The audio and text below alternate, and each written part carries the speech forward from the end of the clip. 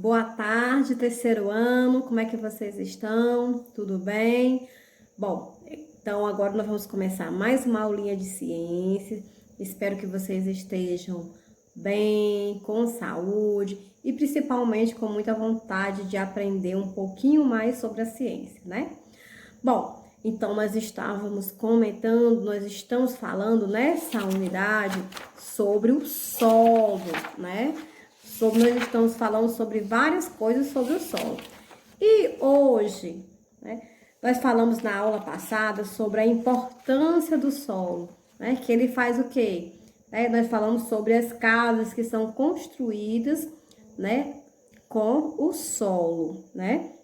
E falamos sobre o cultivo do solo na página 43, onde eu deixei uma pequena questão, né, nessa página, que diz o seguinte: que outro benefício para a plantação é possível conseguir com a aração da terra. Bom, está correto, viu, Elano? O seu está correto. Os que me enviaram, eu observei que estão muito bem empenhados, né? Muito bem. Quer dizer que a aração também facilita a penetração das raízes das plantas, tá? Então, coloquem aí no caderninho de vocês quem colocou com outro sentido, com uma resposta que não fosse parecida com isso, tá? Bom, então vamos mudar lá para outra página,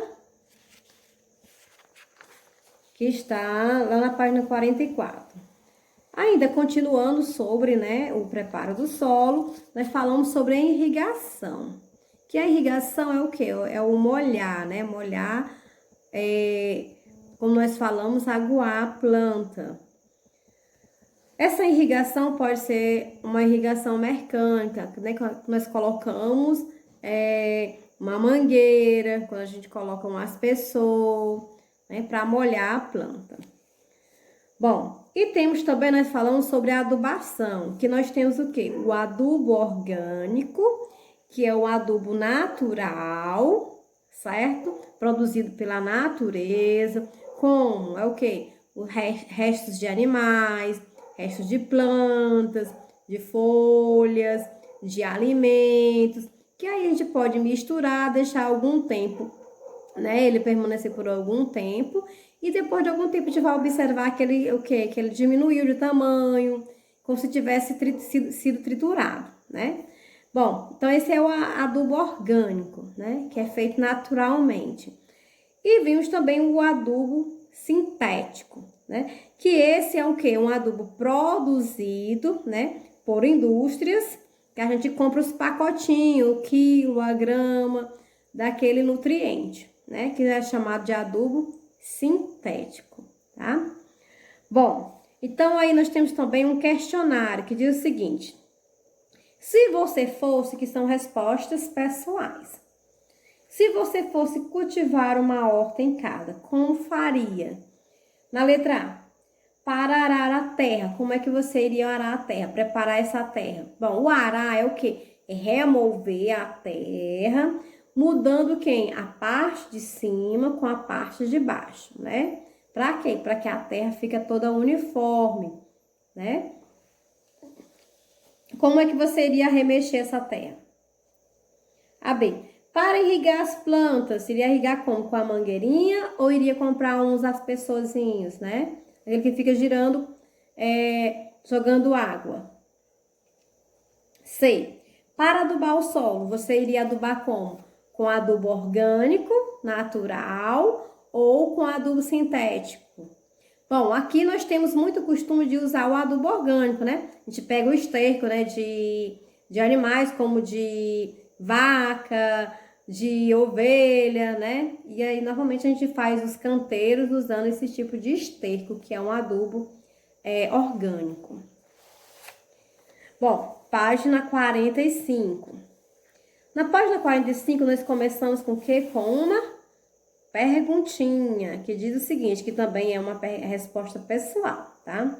Que diz o seguinte: outros usos do solo. Então, vamos ver por que o solo também ele pode ser usado. A imagem ao lado mostra outra forma de uso do solo pelas pessoas. Escreva uma legenda para descrevê-la. Bom, então observe aí o que é que nós temos nessa primeira imagem que tem os porcos. Estão observando? Já observaram? Bom, então aí no caso, né, que também o solo, ele é usado para quê? Ele serve para ser, né, usado para criar animais no solo para obter o que? O alimento. Então, nós criamos também alguns animais no solo para ser o nosso alimento, como o porco, a galinha, a vaca, né? Que nós utilizamos o que? O solo. A gente planta o capim, eles vão lá, se alimentam desse capim e depois a gente come eles, né? Se alimenta desses animais, tá? Bom,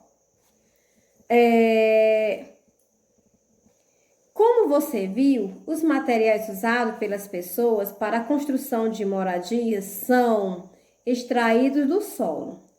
Observe o que pode ser feito com as rochas extraídas do solo. Bom, então aqui, observe, nós temos um salão revestido com granito, né? Bom, então nós podemos, além disso, a gente pode o quê? Fazer, colocar o piso, né? O piso da nossa casa normalmente é o quê? De cerâmica, de granito. Então, eles servem para revestir a nossa casa, né? No caso, são extraídas, né, do ambiente. Pode ser rochas, né?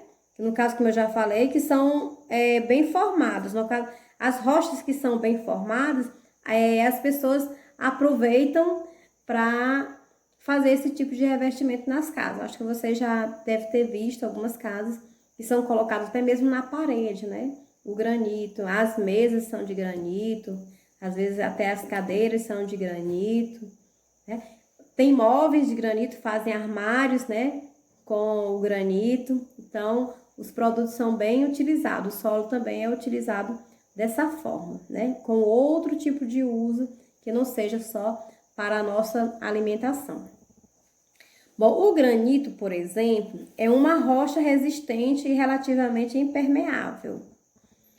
Por isso, é muito utilizado no revestimento de pisos e na fabricação de pias e escadas.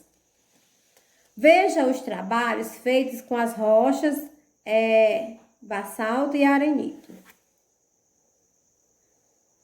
Então, aí, nós temos as duas, né? Ó, calçada de Copacabana, revestida com basalto, Rio de Janeiro. E revestimento de muro feito de arenito. Então, observe aí como as duas obras estão muito bonitas, né?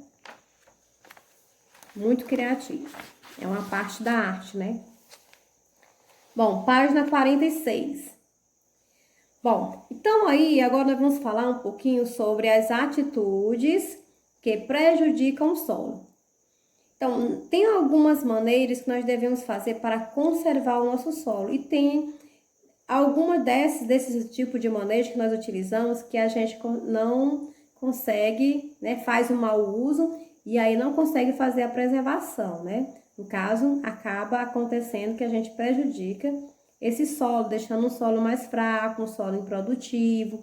Então, quais são essas atitudes? Então, temos um quadro aí que explica tudo direitinho.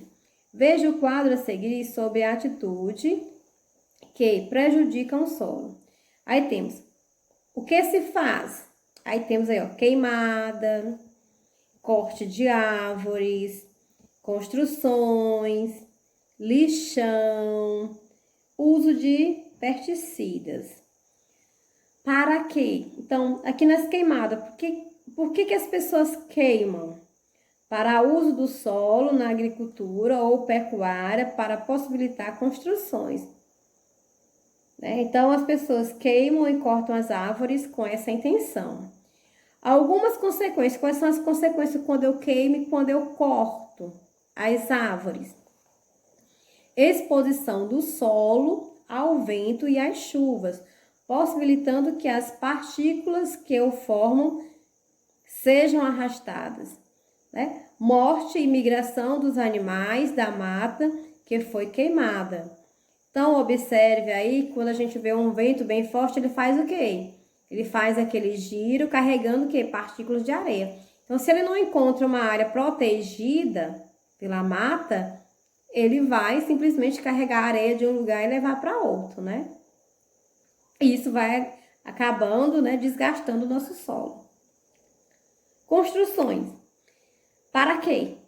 Para habitação, para a implementação de ruas e avenidas. Algumas consequências: impermeabilização do solo, que pode levar à ocorrência de enchentes com graves prejuízos às pessoas. Bom, a gente vê direto nas televisões, né, grandes enchentes carregando casas, tirando vidas, pessoas morrendo, né, afogadas, sendo arrastadas.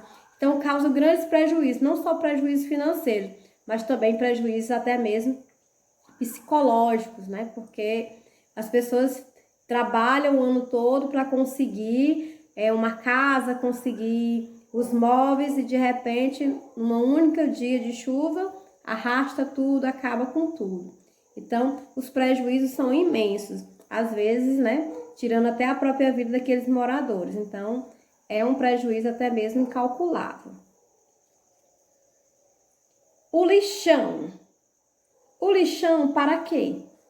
Para descartar os resíduos. Bom, acho que esse daí é o que vocês conhecem bastante, né? O lixão, que joga... O lixão é o local onde pega todos os lixos de uma cidade e coloca todos no local só, que é chamado de lixão. Acho que você já deve ter acompanhado alguma novela, alguma coisa que mostra, né, o lixão. Algumas consequências: contaminação do solo e dos reservatórios de água, caso não recebam tratamento adequado. Então, o lixão ele pode contaminar o nosso ambiente, o nosso solo, né? Por quê? Porque lá vai estar todo tipo de coisa, tudo que não é bom, que não é reaproveitável, que é lixo, que é ruim, vai para onde? Vai para o lixão. Então, aquilo que não presta está lá, então ele pode contaminar. Uso de pesticidas. O que são os pesticidas? São tipos de venenos que são colocados principalmente na lavoura para matar os insetos, né? Bom, para quê? Para matar as pragas que atacam as plantações. Algumas consequências: poluição do solo e da água, contaminação de plantas e animais, além das pessoas que os consomem. Então, por isso que nós devemos fazer o quê? Pegar, né, os alimentos quando nós compramos, a gente sabe que eles foi o quê? Que foram colocados algum tipo de pesticida para que os insetos não atacassem e a gente pudesse consumir aquele alimento.